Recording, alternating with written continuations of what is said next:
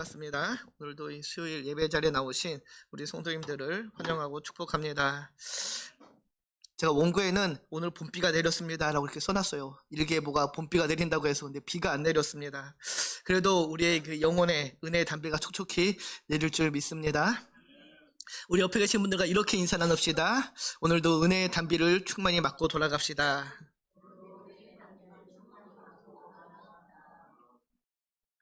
아멘. 네, 주부에는 에베소서 말씀이 함께 나갔었는데요. 지난주죠. 우리가 저녁 기도회를 하면서 저희가 길에 대해서 길이라는 주제로 계속 지금 말씀을 살펴봤는데, 이 사순절을 보내면 이 길이라는 주제로 지금 계속 이야기를 나누면 좋겠다라는 그런 감동이 있어서 본문을 지금 바꿨습니다. 그래서 오늘은 길에 대한 주제 세 번째 시간으로 무엇을 꿈꾸고 있는가라는 그 제목으로 마가복음 말씀을 지금 함께 나누고자 합니다. 하나님 가족 여러분, 여러분에게는 꿈이 있으신지요? 누구에게나 다 꿈은 있습니다. 어떤 꿈을 갖고 계신가요? 우리가 보통 아이들에게 내 꿈이 뭐니? 라고 물어보면 장차 내가 이루고자 하는 무엇인가를 이야기하는 게 대부분이죠. 제 어렸을 때 꿈이 뭐냐고 물어봤을 때 저는 의사였습니다. 의사가 되는 게 꿈이었습니다. 공부를 못해서 의사가 되지 못했는데, 농담이고요. 많은 의사, 대통령, 과학자 이런 것들을 이야기하죠. 누구나 자기가 원하는 바를 이루고자 하는 그 꿈, 희망이라는 걸 갖고 살아갑니다. 사람이라면 다 그런 꿈을 갖고 살아가죠. 예수님을 따르는 제자들에게도 그래서 꿈이 있었습니다. 오늘 읽은 이 마가복음 8장은 우리가 잘 알고 있는 베드로의 신앙 고백이 있는 그런 말씀인데요. 우리가 잘 알고 있듯이 예수님께서는 이 땅에 오셔서 3년 정도의 그 공적 활동을 하셨습니다. 우리가 일반적으로 공생의 기간이라고 얘기하는데요. 그 시간 동안 하나님 나라를 선포하시고 또 하나님 나라에 대해서 가르치셨습니다. 무리들에게 하나님 나라에 대해서 말씀하시고, 그리고 이제는 주님이 가야 할 그 길에 대해서 알려주시고 있는데요. 오늘 본문이 바로 그 주님이 가야 할 길을 알려주는 그런 본문입니다. 빌립보 가이사라 지방으로 가던 그 중에 발생한 일인데요. 아마 그 공생의 거의 마지막 부분에 다다랐을 때의 그 시점으로 이해됩니다. 마가복음에는 총 3번에 걸쳐서 예수님께서 자신이 십자가에 달려 돌아갈 것을 말씀하셨습니다. 우리가 이것을 순환고지라고 이야기하는데 총 3번의 순환고지가 있습니다. 8장, 9장, 10장에 걸쳐서 나타나는데요. 오늘 오늘 읽은 이 본문이 그 첫 번째 순환고지가 있는 내용입니다. 오늘 본문을 그래서 총 3개의 챕터로 좀 나눠서 함께 말씀을 좀 나누려고 하는데, 첫 번째 챕터는 길에 대한 이야기입니다. 그러나 따로 가는 그 길인데요. 오늘 본문의 시작은 길에서 시작됩니다.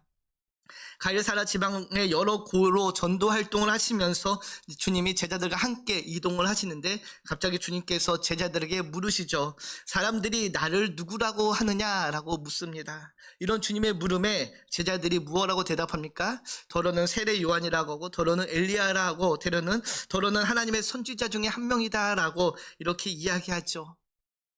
많은 무리들이 지금 주님을 따르고 있습니다. 그러나 정작 그들은 예수님이 누구이신지 정확하게 알지 못하고 있었다는 것을 알려주죠. 사랑하는 성도 여러분, 우리는 예수님이 누구인지를 정확히 아는 것이 중요합니다.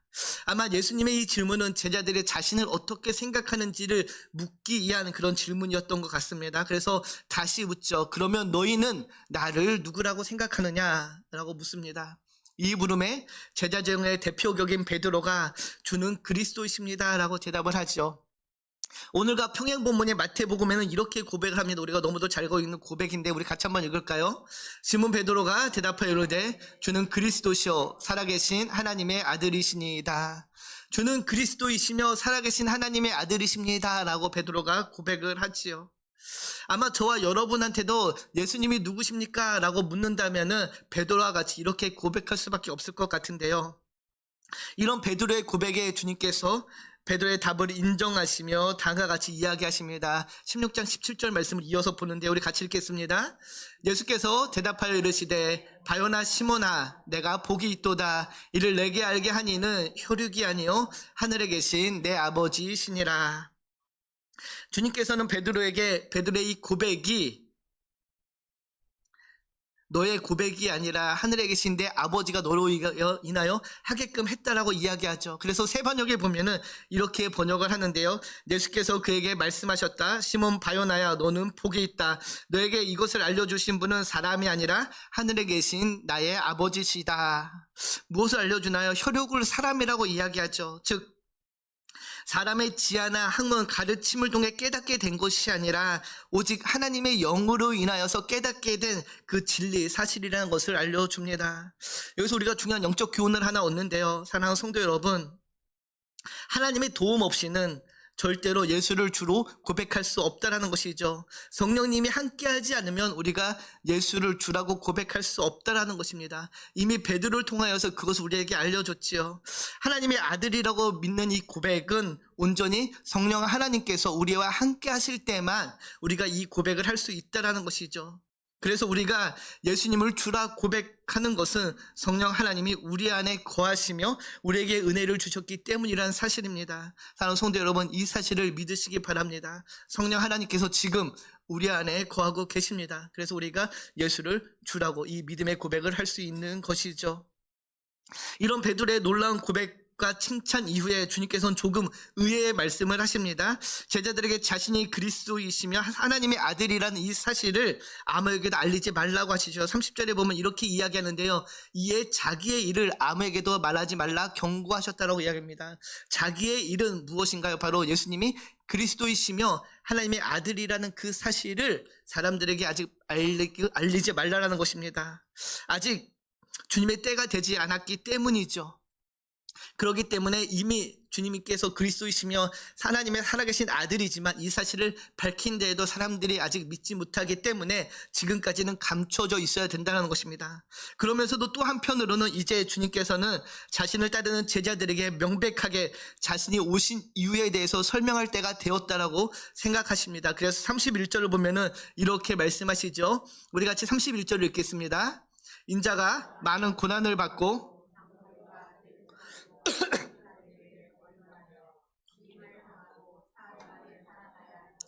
비로소 그들에게 가르치시되, 앞서도 말씀드렸듯이 마가복음에 총 3번의 순환 고지가 있습니다. 그 첫 번째가 바로 오늘 본문인데요. 비로소 이제 제자들에게 자신이 가야 할 길을 가르쳐도 되겠다라고 주님께서 생각하신 것입니다. 여기서 비로소라는 그 헬라어는 시작하다, 주관하다라는 뜻을 갖고 있는데, 그래서 영어 성경을 보면은 begin to teach라고 설명을 합니다. 즉 이제 가르칠 때가 돼서 가르치기 시작하였다라는 것이죠. 그 전까지는 주님께서 자신이 가야 할 길을 제자들에게 말씀하지 않으셨지만은 이제 베드로의 그 신앙 고백 이후에 이제는 때가 되었기 때문에 너에게 내가 가야 할 길을 알려줄 때가 되었다라고 생각해서 자신의 가야 할 길을 알려주고 있는 것입니다. 감춰진 비밀, 그 구원의 섭리를 이제 밝히 드러내시며 제자들에게 알려주고 있는 것이죠. 그런데 뜻밖의 상황이 발생합니다. 예수님께서 자신이 가야 할 길, 그 십자가의 고난과 죽음, 그리고 부활에 대해서 제자들에게 말하자 의외의 반응이 일어나죠. 사도 베드로의 반응인데요. 32절에 보면 이렇게 이야기합니다. 드러내놓고 이 말씀을 하시니 베드로가 예수를 붙들고 항변하였다라고 이야기하죠. 예수님께서 자신이 가야 할 길을 드러내놓다는 건 직설적으로 이야기했다는 뜻입니다. 직설적으로 알려주니 베드로가 예수님을 붙들고 항의했다라고 마가는 전하는데요. 예수님, 그렇게 이 일이 당신에게 일어나서는 안 됩니다라고 지금 항변하고 있다라는 것입니다. 우리는 이 장면을 베드로가 사랑하는 자신의 주님을 위한 그 외침이라고 생각할 수도 있습니다. 스승이 고난의 길을 걷다가 죽는다라고 하는데 어떤 제자가 그것을 그대로 받아들이겠습니까? 그래요 주님 어서 가십시오 라고 어떤 제자가 그렇게 이야기하겠습니까? 베드로도 마찬가지였죠. 참 기특한 모습이라고 생각할 수도 있습니다. 그런데 주님의 반응은 더욱더 싸늘한 반응이 나타나죠. 33절인데요. 우리 같이 한번 볼까요? 예수께서 돌이키사 제자들을 보시며 베드로를 꾸짖어 이르시되, 사탄아 내 뒤로 물러가라. 내가 하나님의 일을 생각하지 않고 도리어 사람의 일을 생각하는도다 하시고, 주님께서 베드로를 꾸짖으십니다. 그냥 꾸짖는 게 아니라 사탄아 내 뒤로 물러가라라고 호통을 치시죠. 베드로의 말이 사탄의 유혹이라는 것입니다. 조금 전까지 놀라운 그 신앙 고백으로 예수님의 인정을 받은 베드로가 갑자기 사탄이 되어버린 것이죠. 왜 예수님께서는 베드로를 향해 이렇게 강한 책망의 말씀을 하셨을까요? 이 책망의 말을 이해하기 위해서는 우리가 주님과 베드로의 그 대화를 좀 더 자세히 봐야 되는데요. 두 개의 단어를 지금 의미 있게 봐야 됩니다. 32절과 33절을 보면 이렇게 이야기하는데요. 우리 같이 한번 읽어볼까요?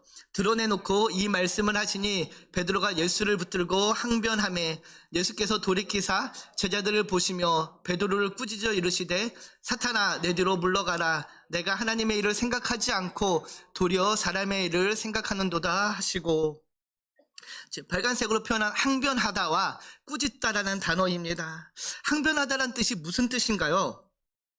사전적으로는 못마땅한 생각이나 반대의 뜻을 주장하는 것입니다. 즉 베드로는 예수님의 말을 못마땅하게 받아들였다라는 것이죠. 근데 항변하다와 꾸짖다가 우리 한국 번역 개역개정에는 좀 다른 단어로 쓰여져 있는데요. 헬라어 원문을 보면은 에티피마오라는 동일한 단어가 사용되었습니다. 모두 다 성경의 용례를 보면은 꾸짖다라는 그런 단어로 사용되었다라는 것이죠.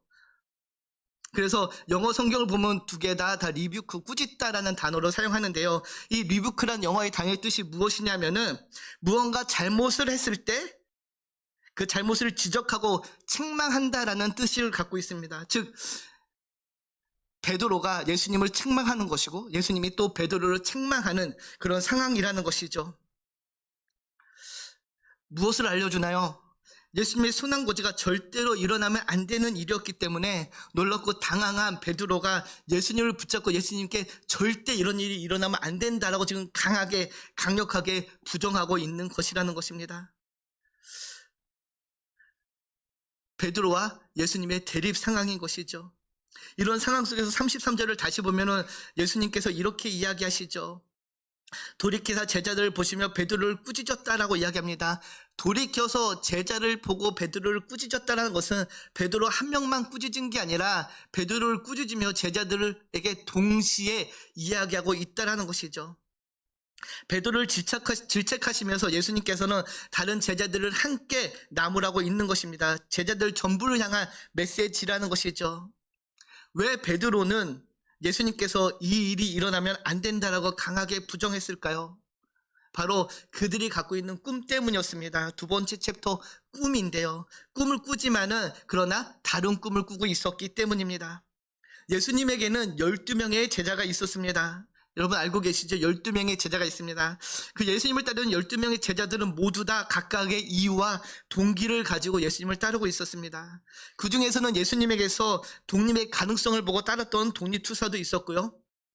높은 자리를 차지하려는 야심가도 있었습니다. 또 돈을 많이 벌어보려는 사람도 있었지요. 하나님 나라를 전파하기 위해 예수님의 그 부르심에 반응하여 따랐지만은 그들을 내심 자기들만의 이유와 목적을 갖고 따르고 있었던 것입니다. 그런데 그 이유와 목적이 각기 달랐지만은 오늘 상황에서는 모두가 한마음이 되었다는 것이죠. 주님께 결코 이 일이 일어나면 안 된다라는 그 한마음을 가지고 있었다는 것입니다.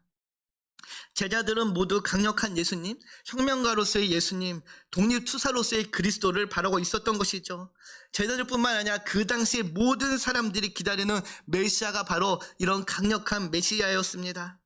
그러기에 예수님이 저주받은 자로서 십자가에서 달려 죽어서는 안 된다라는 것이죠. 십자가는 저주를 상징했기 때문에 십자가에 죽는 그리스도는 상상할 수도 없었다라는 것입니다. 그러나 오늘 본문에서 예수님이 예고하시는 그 모습은 이사야 53장에서 예고된 힘없이 도살장으로 끌려가는 어린 양의 모습이었습니다. 주님께서는 그 일을 위해 이 땅에 오셨고 또 그 사명을 감당하고자 지금 예루살렘을 향해 나아가고 있었던 것이죠. 만약에 여러분이 예수님의 제자였다면 어떤 반응을 보이시겠습니까? 많은 제자들, 특히 베드로는 그동안 주님을 따른 그 모든 시간이 찰나와 같이 흩어 지나갔을 것입니다. 내가 지금까지 주님을 왜 따랐지라는 그런 생각도 들었을 것입니다. 그러게 주님을 붙들고 항변하는 것이죠. 이 32절을 우리나라 개역개정을 보면은 영어 성경을 보면 좀 재밌게 번역을 하는데 이렇게 번역을 하는데 영어 성경을 보면은 저 빨간색이죠. 피터 took him aside라고 그럽니다. 데리고 갔다라는 뜻이거든요. 베드로가 예수님을 데리고 한쪽으로 간 것입니다. 그리고 주님 이런 일이 있으면 안 되지요 라고 지금 항변하고 있다는 것이죠. 제자가 감히 주님을 한쪽으로 끌고 갔다라는 것입니다. 그만큼 충격적이었던 사건이라는 것이죠. 그런 제자들을 향해 주님께서 무엇라고 이야기하십니까? 사탄아 물러가라라고 이야기하십니다. 33절이 이렇게 이야기하죠. 우리 다시 한번 같이 읽겠습니다. 예수께서 돌이키사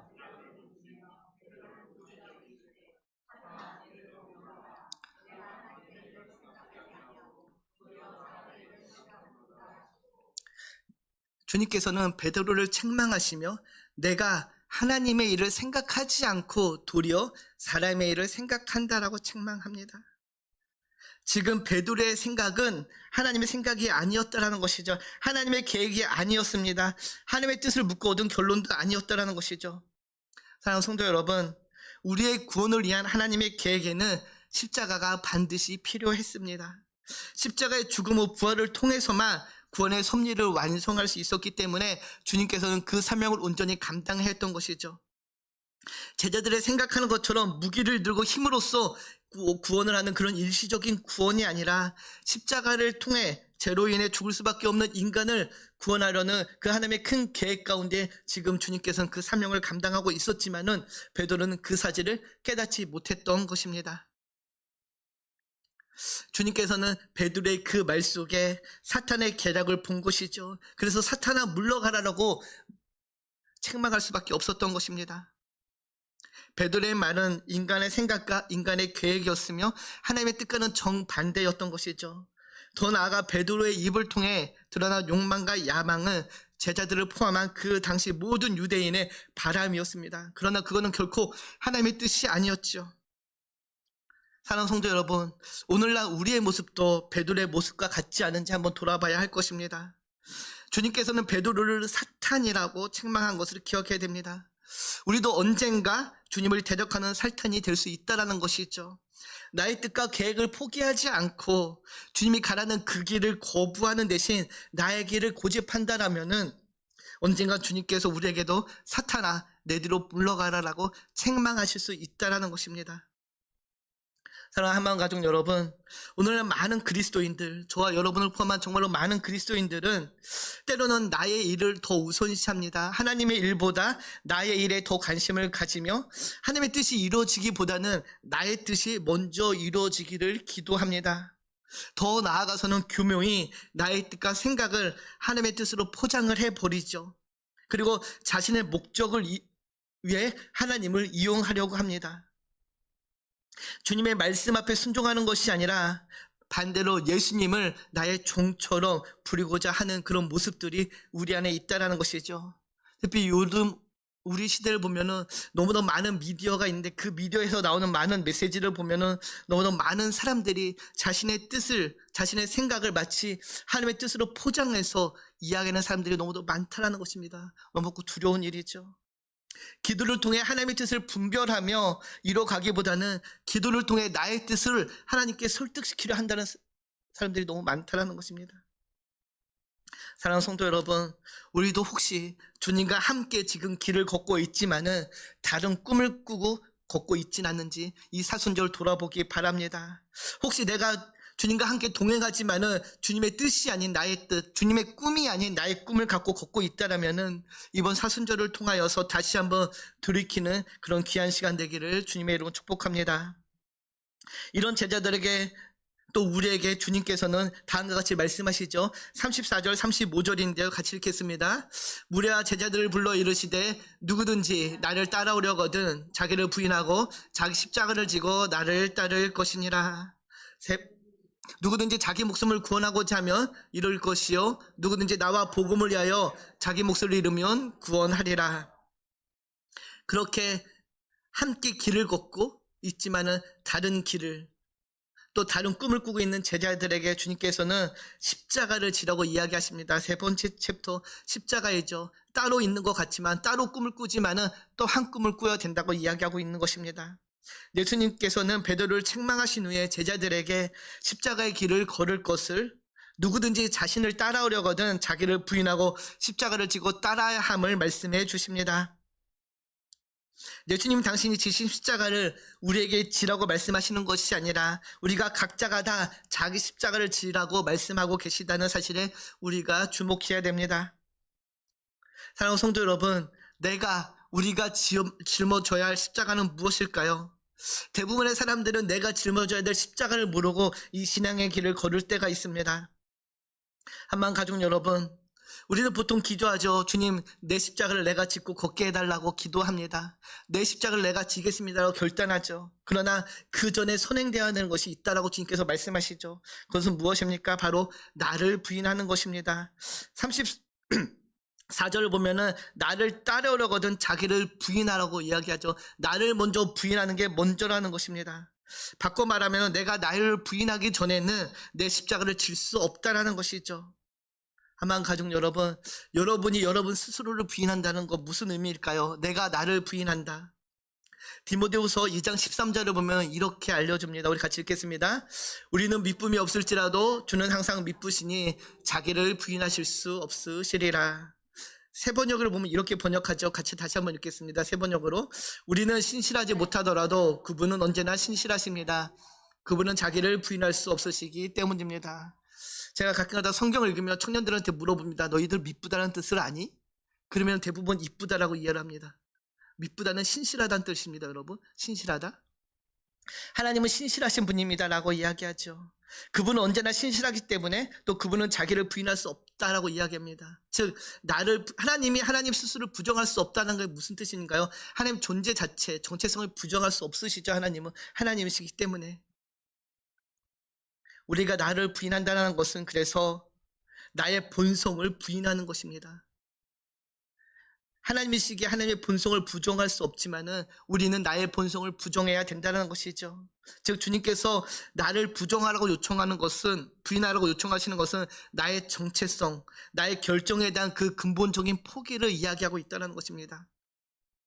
나를 포기하는 것, 나의 나됨을 포기하는 것, 그것이 바로 나를 부인하는 것이죠. 그리고 나서 십자가를 지라고 말씀하십니다. 십자가를 진다는 것은 생명을 내놓는 것이죠. 곧 죽음을 의미합니다. 십자가는. 즉 내가 나의 십자가를 지고 간다는 것은 내가 죽음의 길을 걷고 있다는 것을 의미하죠. 결국은 나를 부인하고 내 뜻을 내려놓고 내 스스로 내 정체성을 부인하는 것, 그것이 바로 십자가를 지고 걸어가는 길입니다. 그래서 사도 바울은 갈라디아서 2장 20절에 이렇게 우리에게 알려줍니다. 우리 같이 읽겠습니다. 내가 그리스도와 함께 십자가에 못 박혔나니 그런즉 이제는 내가 사는 것이 아니요 오직 내 안에 그리스도께서 사시는 것이라. 이제 내가 육체 가운데 사는 것은 나를 사랑하사 나를 위하여 자기 자신을 버리신 하나님의 아들을 믿는 믿음 안에서 사는 것이나. 나를 부인하고 내 십자가를 지고 가는 것은 결국 나는 죽고 예수로 살아가는 삶의 길입니다. 사랑하는 성도 여러분, 저와 여러분이 그리고 우리가 하나님의 주권을 인정하고 하나님 나라 백성으로 사는 것이 이 땅에서 우리가 감내해야 할 십자가라는 것이죠. 나의 십자가를 진다는 것은 거창한 것이 아닙니다. 나의 정체성대로 이제 살아가는 것이죠. 나를 부인하고 이제는 내 안에 사시는 예수로 살아가는 것, 그것이 내가 짊어지고 가야 할 십자가의 길이라는 것입니다. 세상 사람들이 아니다, 틀렸다 할 때에도 묵묵히 주님이 가신 그 길을 따라가는 것이 바로 저와 여러분의 십자가라는 것이죠. 사랑하는 성도 여러분, 그래서 우리가 짊어져야 될 그 십자가는 우리가 이 신앙의 길을 걸으면서 그리스도인이기에, 성도에게 직면해야 할 모든 상황과 문제가 바로 내가 짊어지고 가야 할 십자가입니다. 바라기는 오늘 본문에 나오는 베드로와 제자들 같이 자신의 욕망을 위해, 꿈을 위해 예수님을 쫓아가는 것이 아니라 하나님 나라가 이 땅에 임하기를 기대하며 이미 이 땅에 온 하나님 나라의 완성을 위해 묵묵히 순종하며 나아가는 저와 여러분이 되기를 축복합니다. 우리가 이 묵묵히 이 길을 걸어가는 것, 그것이 바로 우리가 짊어지고 가야 할 십자가라는 사실을 여러분 기억하시기 바랍니다.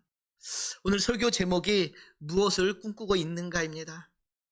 사랑하는 성도 여러분, 여러분은 여러분 인생에서 무엇을 꿈꾸며 지금 살아가고 계십니까?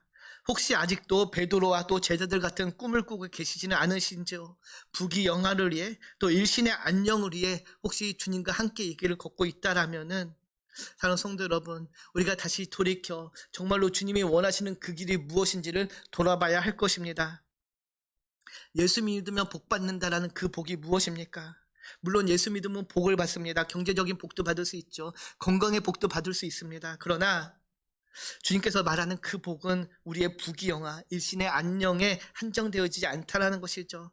더 근원적인 복, 바로 하나님과의 관계 회복이요, 하나님의 자녀의 권세를 누리는 것이 바로 복이라는 것입니다. 그래서 하나님을 가까이함이 복이라고 말씀하시죠. 혹시 베드로와 같이, 제자들과 같이 일신의 안녕을 위해 꿈꿨던 것들이 있다라면은 사랑하는 성도 여러분, 이 시간 그런 것들을 내려놓으시기 바랍니다. 복음은 화려하고 아름답고 웅장한 길을 우리에게 제시해 주지 않습니다. 복음은 오히려 우리에게 좁은 길, 좁은 문, 십자가의 길로 걸으라고 이야기하죠. 세상의 자랑, 세상의 욕심을 쫓아가는 것이 아니라 우리를 위해 십자가에 달려 돌아가신 예수님을 바라보며 가라고 말씀하십니다. 주님께서 이야기하죠. 내가 걸어간 그 길을 너희도 걸어오라고. 베드로와 제자들 같이 나의 욕망을 위해 주님과 함께 동행하고 있었다면 사랑하는 성도 여러분, 우리는 이제 다시 이 땅에 임한 그 하나님 나라의 완성을 꿈꾸며 나아가야 될 줄 믿습니다. 이미 이 땅에 온 하나님 나라를 위해 묵묵히 오늘도 주님의 말씀대로 순종함으로 결단하며 나아가는 저와 여러분이 되기를 주님의 이름으로 축복합니다. 여기 있는 우리 모두가 그 길을 기쁨으로 감당하기를 다시 한번 축복합니다.